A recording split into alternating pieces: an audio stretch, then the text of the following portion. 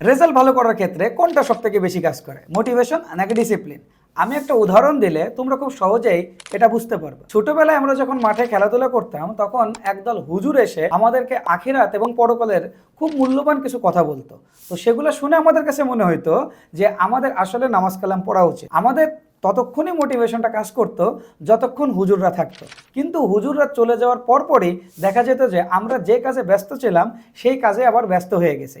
মোটিভেশনটা বিষয়টা আসলে এমনই, এটার স্থায়িত্ব খুবই কম। কিন্তু তুমি যদি একটা ডিসিপ্লিন লাইফ লিড করো তাহলে দেখবা যে তোমার লাইফটা খুব সুন্দর মতো একই ফ্লোতে আগাচ্ছে এবং এই ক্ষেত্রে স্থায়িত্বটা অনেক বেশি থাকে। পড়াশোনার ক্ষেত্রেও তাই। তুমি যদি সুন্দর এবং একটা ডিসিপ্লিন লাইফ লিড করো তাহলে দেখবা যে তোমার পড়াশোনাটা খুব ফ্লোতে আগাচ্ছে, যেটা তোমার সিলেবাস শেষ করা থেকে শুরু করে তোমার পরীক্ষায় অনেক সুন্দর এবং একটা ভালো প্রিপারেশন নিয়ে এসে দেবে ইনশাল্লাহ।